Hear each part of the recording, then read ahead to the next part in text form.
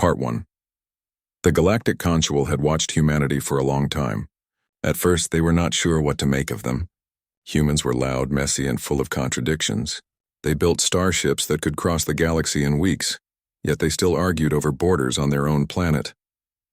They wrote beautiful poetry about peace, then spent billions on weapons that could crack a moon in half. Still, they joined the Consul, signed the treaties, and tried to fit in. For a while, it seemed to work. Then, without warning, they stopped. It began with silence. Human diplomats missed scheduled meetings. Trade convoys that usually arrived every 30 days simply did not show up. Messages sent to Earth, Mars, Titan, and the outer colonies came back unread or bounced off dead relays. At first, the Consul thought it was a technical fault. Maybe a solar flare had knocked out their networks. Maybe a political crisis had frozen their government. But as weeks turned into months, it became clear this was no accident. Humanity had chosen to disappear. Kyle Voren stood on the observation deck of the Consul central spire, his 6 slender limbs folded neatly behind his back. His exoskeleton shimmered faintly under the soft blue lights of the chamber. As a Varel, he saw the world through layered vision. Heat, motion, emotion, all woven into one. Right now, he saw only confusion. The Consul was buzzing with theories. Some said humans had been wiped out by a plague. Others whispered they had built a weapon so terrible they destroyed themselves before using it.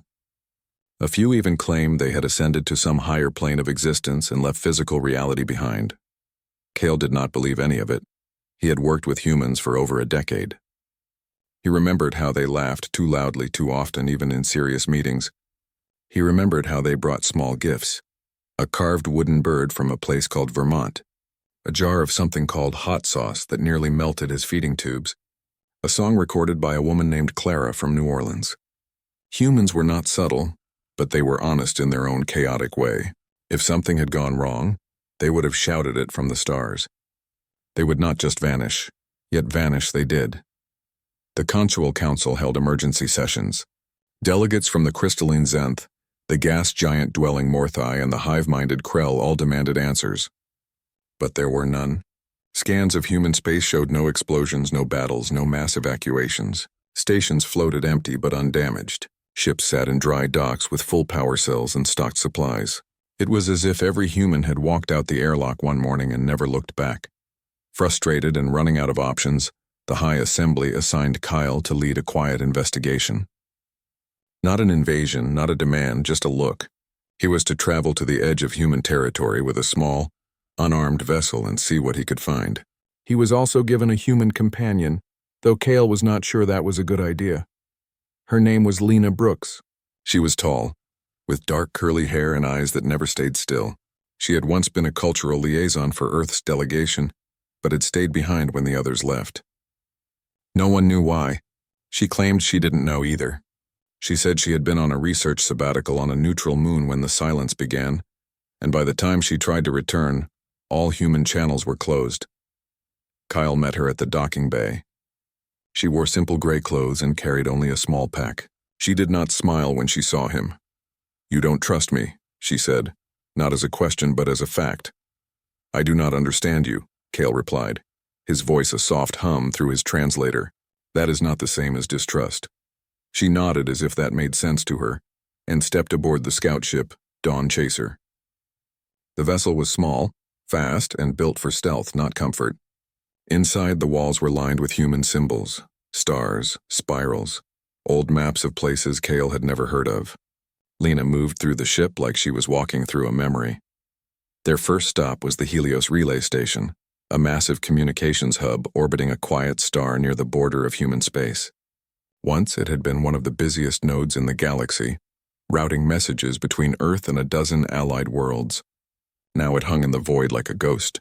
Kale and Lena suited up and boarded the station. The air inside was stale but breathable. Lights flickered weakly in the corridors. Consoles were still on, displaying looping error messages in human script. Kale tapped one screen. "No external signals for 117 days, the system reported in a calm, flat voice. They walked through empty halls. Cafeterias with half-eaten meals frozen in time. Sleeping quarters with beds neatly made. A children's learning room filled with toys and drawings taped to the walls. One drawing showed a family, 2 adults, a boy, a girl, floating among stars holding hands. At the bottom, in shaky letters, it read, "We go home soon," but they never did.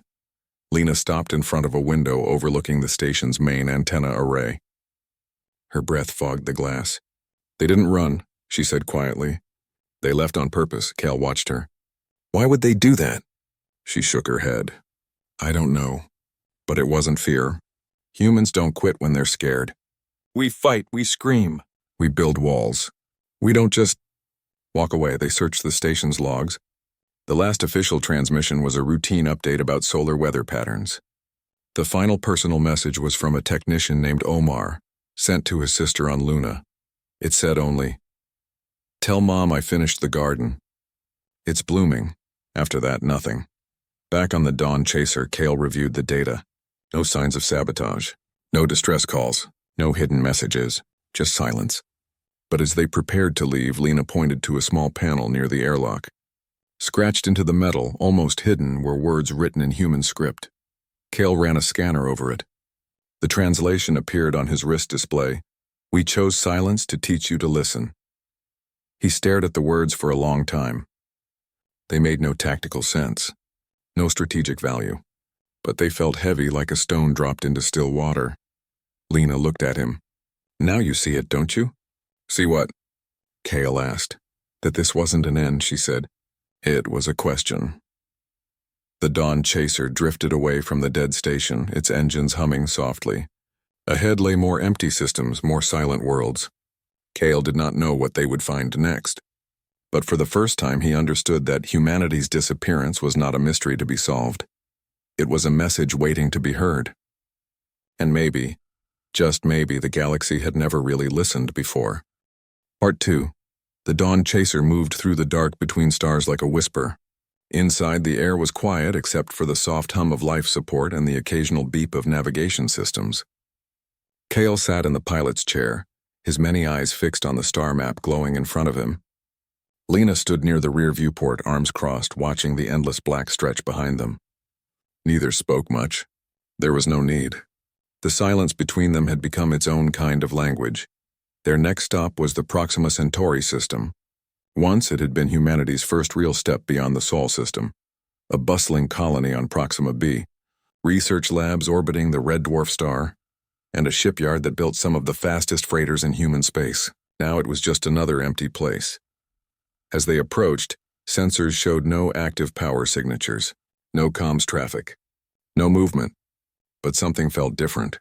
The shipyard hung in orbit like a skeleton, its cranes frozen mid-swing. The colony dome on the planet's surface was dark but intact. No cracks, no explosions, no signs of panic. It was clean. Too clean. Cale guided the Dawn Chaser into a slow orbit around the colony. "We should scan for life," he said. Lena shook her head. "There won't be any. If there were, they'd have answered by now." "Still," Cale said, "we must be sure." They suited up again and took a shuttle down to the surface. The air outside was thin and cold, but the dome's internal atmosphere was still sealed. They cycled through the airlock and stepped into what had once been a town square. Benches lined the walkways. A fountain stood dry in the center. Doors to homes and shops were closed but unlocked. A toy rover sat near a curb, its battery long dead. Lena knelt and picked up a small data chip from the ground. She slipped it into her wrist reader. A child's voice filled her helmet. "Hi, Grandma. Today we learned about stars. Did you know every star has a name? Mine is Vega. I picked it because it's bright, like you." The recording ended with a giggle. She turned off the playback and slipped the chip into her pocket without a word. They walked deeper into the colony. In a schoolroom, desks were neatly arranged. On one, a half-finished drawing showed a rocket ship with wings and a smiling sun. In the medical center, beds were made, supplies stacked in perfect order. In the command hub, the main screen still displayed a calendar. The last date marked was Earth Standard Day 2847. Below it, someone had written in marker, "We're ready." Ready for what? Cale checked the colony's main server. All files were wiped except one folder labeled "For Those Who Come After." Inside were thousands of short videos, messages from colonists, scientists, teachers, farmers, children. Each one spoke plainly, calmly, as if they knew someone would watch them someday. A woman in a green apron said, "I grew tomatoes here. Real ones, not lab-grown. They tasted like summer." A boy no older than 10 said, "I built a robot that waters my mom's flowers. It works even when I'm not home." An old man with kind eyes said, "We didn't leave because we were afraid. We left because you never saw us." Kyle watched them all. His translator struggled with the emotion in their voices, the warmth, the sadness, the hope. These were not people running from doom. They were people saying goodbye on their own terms. Lena stood in the corner of the room, her back to the screen. Her shoulders were stiff. Cale did not ask if she was okay. He knew she wasn't. But he also knew she would not say it.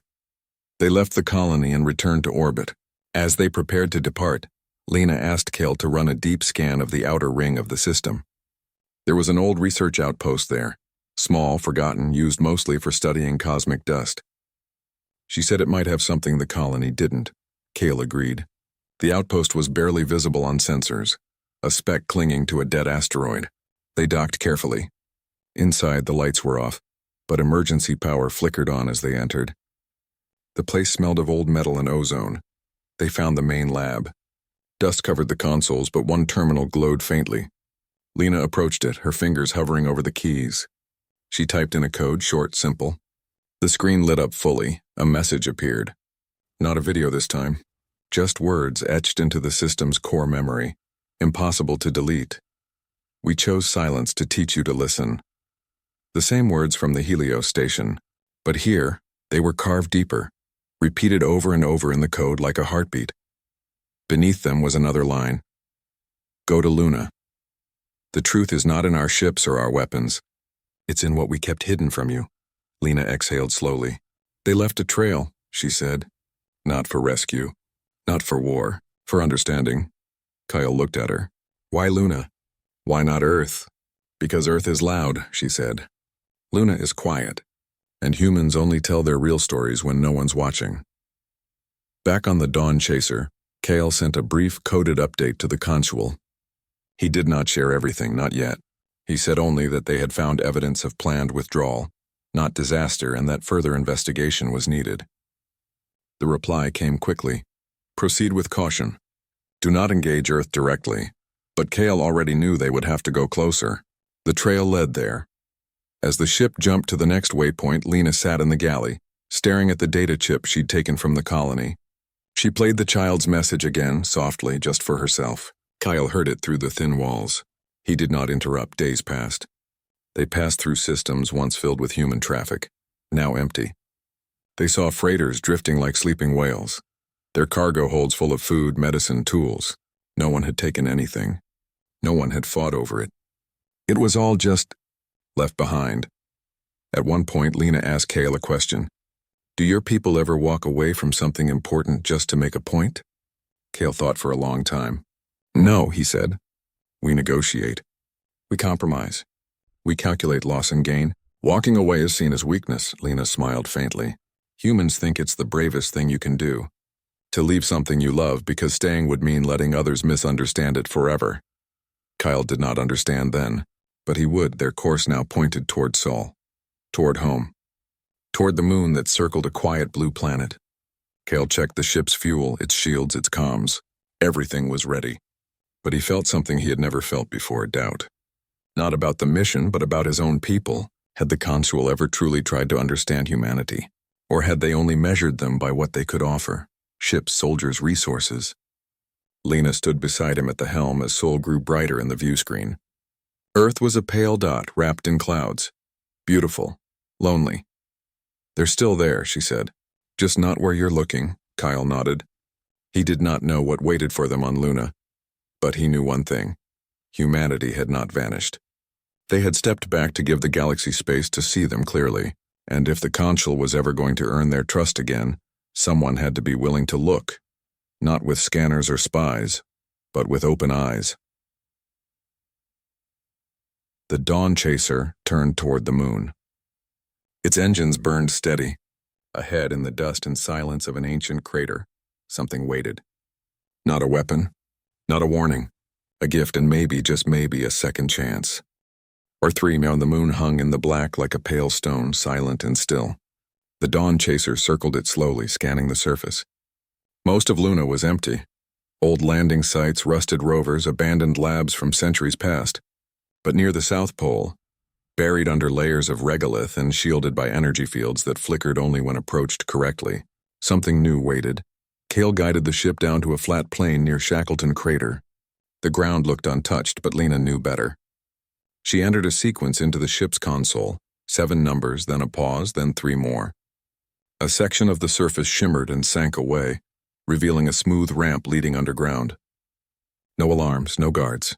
Just an open door. They stepped out in their suits. The air was vacuum, but the ramp glowed with soft light. As they walked down, the walls sealed behind them and warm air filled the chamber. Helmets were no longer needed. They removed them. The space was vast, a dome carved into the moon's rock, lit by gentle white panels that mimicked sunlight. In the center stood a single structure, a smooth silver sphere about the size of a small house. Around it, shelves held physical books, data crystals, carved stones, woven fabrics, and tiny glass jars filled with soil from different worlds. This was not a military base. It was a library, a memory. Lena walked ahead, her boots clicking softly on the floor. She placed her hand on the sphere. It hummed to life.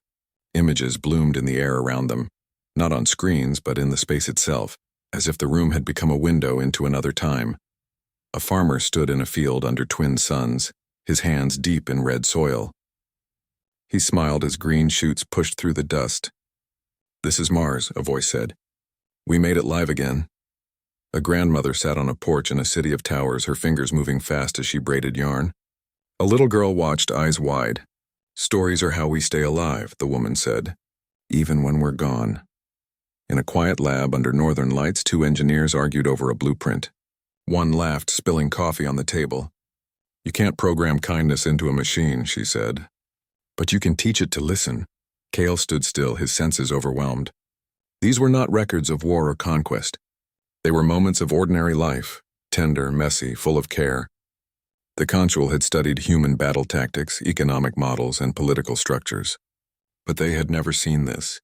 They had never been shown the inside of a human home, the sound of a lullaby, the way a parent's voice softened when speaking to a child. Lena moved through the visions like a ghost. She stopped in front of one that showed a man in a simple office, shelves filled with old books. He looked tired but calm. His name appeared below, Daniel Ruiz. "We didn't hide from you," Daniel said, looking straight at them as if he knew they would come. "We just stopped performing. You only saw what you expected to see. Fighters, traders, builders. You never asked what we dreamed about when the lights went out." He leaned forward. "You saw our weapons but never our gardens. You counted our ships but never our songs. So we left. Not because we feared you, but because you refused to see us." The image faded. Cale felt something shift inside him. It was not logic. It was not data. It was understanding, slow and deep, like water soaking into dry ground. Lena walked to a shelf and picked up a small wooden box. Inside was a single seed wrapped in cloth. "From the last wild forest on Earth," she whispered. "They saved it just in case someone like you came." Cale looked around. The archive held centuries of human life, not just facts, but feelings. Paintings made by children, recipes passed down through families, letters written during long space voyages, music recorded on dying planets. All of it offered freely with no demand for return. "Why here?" Cale asked. "Why not send this to the consul directly?" Lena closed the box gently. "Because truth isn't given. It's found. And you only value what you seek." They spent hours in the vault. Cale recorded everything, but not for the consul. Not yet. He recorded it for himself, to remember that a species could be more than its technology, more than its power. That kindness could be a strategy. That silence could be a language. As they prepared to leave, Lena placed the wooden box back on the shelf. Then she took one last thing, a small crystal no bigger than her thumb. She slipped it into her pocket. Back on the Dawn Chaser, Cale sat in the pilot's seat staring at Earth through the viewport. It looked peaceful, blue and white and whole. He thought of all the times the consul had debated human aggression, human ambition, human danger. They had never once debated human love. Lena joined him. "What will you tell them?" she asked. "The truth," Kyle said. "All of it," she nodded. "They might not believe you." "Then I will show them," he said. Again and again until they do. The ship lifted off. The vault sealed itself behind them. vanishing once more beneath the moon's surface. But the images stayed with Cale, the farmer, the grandmother, the engineers, Daniel Ruiz. They were not ghosts. They were teachers. As they left lunar orbit, Cale sent a full data packet to the Conchal Central Spire. Not just facts, not just logs. The whole archive, every song, every story, every quiet moment. He added only one line of his own. We were wrong about them. He did not know how the council would react. Some would call it sentimentality. Others would say it was irrelevant to galactic policy. But Cale no longer cared.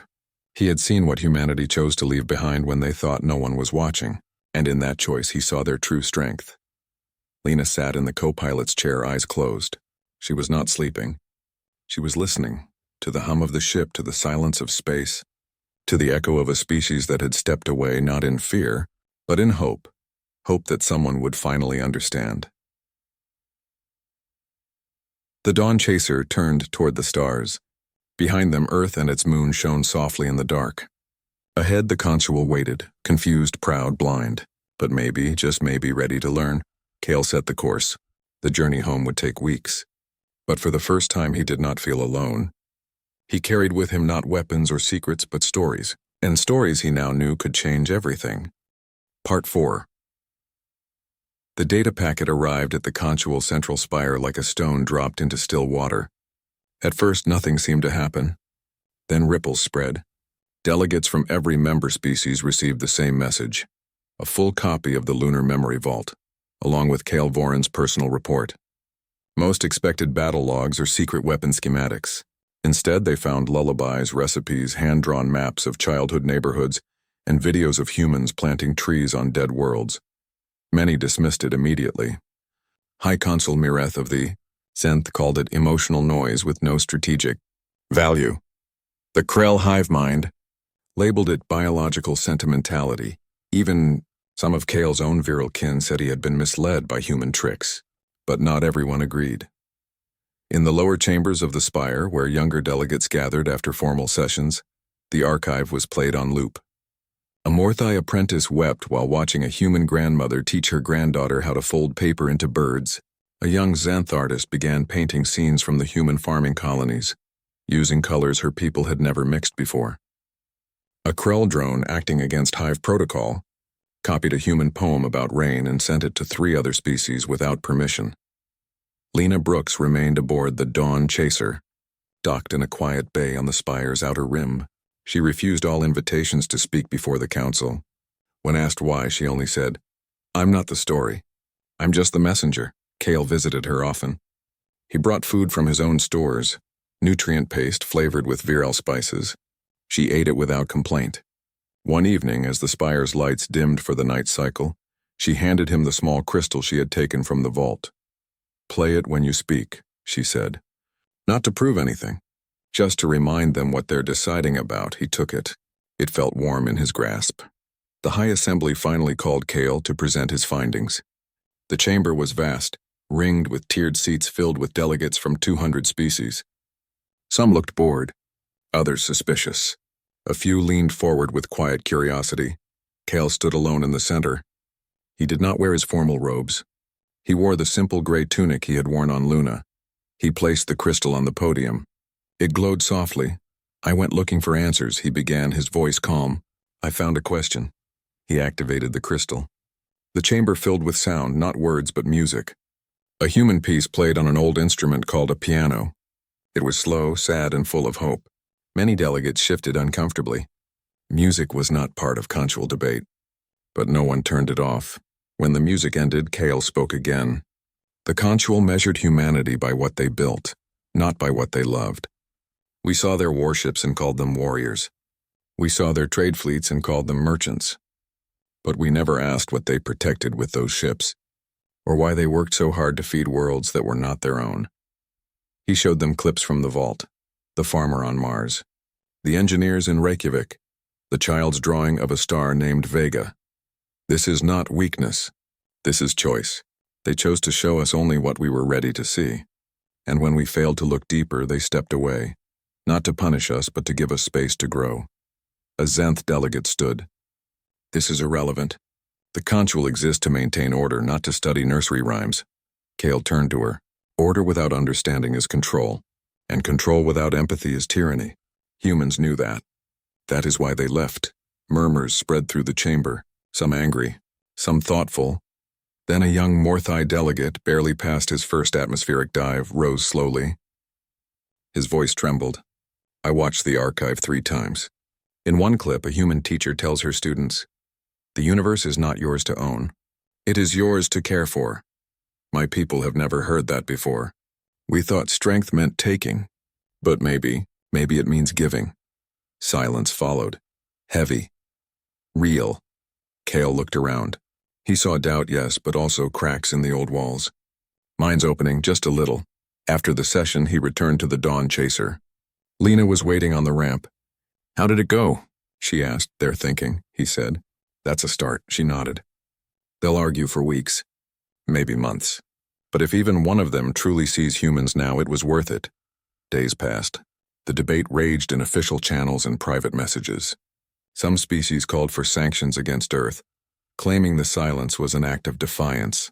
Others argued the Consual should apologize. A few even suggested sending a delegation to Luna, not to demand answers, but to thank humanity for the gift of their truth. Lena stayed quiet. She spent her time tending a small hydroponic tray she had set up in the ship's corner. In it grew a single green shoot, the sapling from Earth's last wild forest brought from the vault. She watered it every morning. Kale watched her one day as she touched its leaves. You knew they would leave this behind, he said. I hoped they would, she replied. Humans don't destroy what they love. We hide it, we protect it.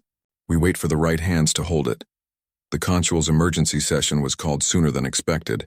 The High Assembly had reached no final decision, but the pressure from younger members had grown too strong to ignore. For the first time in its history, the Consual would vote not on resources or borders, but on a question of meaning. Has the Consual failed to understand a member species, and if so, what must change? Kale was asked to attend. Lena was not. But as he left the ship, she pressed a small note into his hand. He opened it later. It read, We didn't disappear. We're waiting to be understood. He carried those words into the chamber. The vote was close. Many still believed emotion had no place in galactic governance. But enough had seen the archive. Enough had felt the quiet power of human life. The motion passed, not by a wide margin, but by enough. The Consual would not demand humanity return. It would not send fleets or ultimatums. Instead, it would listen, truly listen, and it would prepare a reply, not of policy, but of heart. That night, Kale stood on the spire's highest balcony, looking out at the stars. The Dawn Chaser sat below, its lights dim. Inside, a sapling grew under soft lamps, reaching for a sun it had never seen. He did not know if humanity would ever come back. But for the first time, the galaxy was ready to welcome them, not as soldiers or traitors, but as neighbors. And that, he thought, was the beginning of something new. Part 5. One standard year after humanity's silence began, the Consual sent its reply. It was not a treaty, not a demand, not even a message in the usual sense. It was a gift. Across every frequency once used by human ships, the Consual broadcast a single transmission. Inside were songs from the crystalline Zenth, woven from light and vibration. Stories from the deep cloud Morthai, told in rumbles that mimicked thunder. Paintings from the Krell hive, made not with hands but with shared thought. And from the Virel, a poem of layered harmonies that spoke of watching, waiting, and learning. At the end of it all, in over 300 languages, including the oldest dialects of Earth, were these words, We are learning to see you. The transmission played once. Then it stopped. The Consual did not ask for a response. It simply waited. 3 days later, a ship appeared at the edge of the Oort cloud. It was small, no larger than a scout vessel with no weapons, no armor, no markings. Its hull was white, clean, and smooth. Sensors showed only one life sign aboard. The Consual Peace Station, Harmony's Reach, a neutral outpost built after the vote, prepared for contact. Kale stood on the observation deck, his exoskeleton still as stone. Lena Brooks stood beside him, her hands clasped tightly in front of her. She had not spoken much since the vote, but she had come. The ship docked without signal or fanfare. The airlock cycled, and out stepped a child. He could not have been more than 8 years old. His hair was brown and messy, his clothes simple. Blue shirt, gray pants, sturdy boots. In his arms he carried a small pot. Inside it, a green sapling with 2 leaves stood upright, its roots wrapped in dark soil. His name was Eli Morgan. He walked slowly down the ramp, eyes wide as he took in the station. The alien delegates watching from behind glass, the strange lights and sounds of a place built by many species. He did not seem afraid, just curious. Kale and Lena met him at the base of the ramp. Eli looked up at them, then at the crowd behind. He said nothing. Instead, he turned and walked to the center of the main chamber, where a circular garden had been prepared, a patch of real soil brought from a dozen worlds, mixed together as a symbol of unity. He knelt and dug a small hole with his hands. Gently, he placed the sapling inside, patted the soil around it, then he stood, brushed the dirt from his knees, and looked at Kyle. "My grandpa said you'd be the one to listen," Eli said. His voice was soft but clear. Kyle bowed his head slightly. "I tried." Eli nodded as if that was enough. Then he turned to Lena. She crouched down to his level. For a long moment, they just looked at each other. No words, just recognition. "You're from Earth," she finally said. "Yeah," he said. "We're still there. We just needed you to look closer." He reached into his pocket and pulled out a small data chip. He handed it to Lena. "This is for you. From Clara in New Orleans. She said you'd know the song." Lena took it, her fingers trembling just a little. She did not play it. Not yet. Eli stayed on the station for only a few hours. He ate a meal with kale, nutrient paste sweetened with fruit essence, and drew a picture of the sapling with colored pencils borrowed from a Zenth delegate. He answered simple questions about Earth. Yes, the cities still stood. Yes, people still laughed. Yes, they still watched the stars, but he did not say when others would come, or if they ever would. Before he left, he stood by the sapling one last time. "It's from the last wild forest," he told Kale. "Grandpa said if you take care of it, maybe one day we can all sit under its shade together."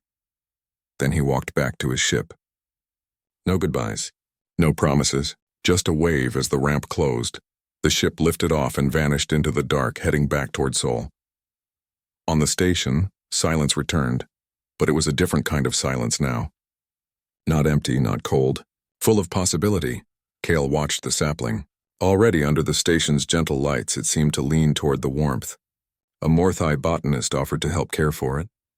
A young Krell drone scanned its leaves and shared the data with its hive, not for analysis, but for wonder. Lena stood beside Kale. She finally played the chip. A woman's voice filled her earpiece, warm, rich, singing a slow jazz tune about rivers and home. She closed her eyes and listened. Weeks passed. The sapling grew. New leaves appeared. Delegates from across the consual came to see it. Some left small offerings, a polished stone, a drop of ocean water from their home world, a whispered wish. It became more than a plant. It became a promise. Kale reported back to the High Assembly. He did not ask for new laws or policies. He simply said, "They are watching. Let us be worthy of their trust." The consual changed slowly. Not all at once, but meetings began with moments of quiet reflection. Archives now included art alongside strategy. Young delegates studied human poetry as part of their training. And every year, on the day the transmission was sent, the consual played the same message again, not to Earth, but to itself, as a reminder. Back on Luna, deep beneath the surface, the vault remained sealed. But somewhere on Earth, in a quiet house with windows facing the sea, an old man named Daniel Ruiz watched the stars and smiled. He had known they would listen. Humans always believed in second chances, and out in the galaxy the sapling grew taller. Its roots reached deep into soil from many worlds. Its leaves caught the light of many suns. It was small, fragile, but alive. Kale visited it every morning. He would stand beside it, silent, watching, and sometimes, if the station was very quiet, he could almost hear it breathe. Humanity had not returned in force. They had not rejoined the consual with fanfare. But they had sent a child, a song, a tree, and that was enough. For the first time, the galaxy was not just looking, it was seeing. And in that seeing, something new began to grow, not just in soil but in hearts, slowly, quietly, surely.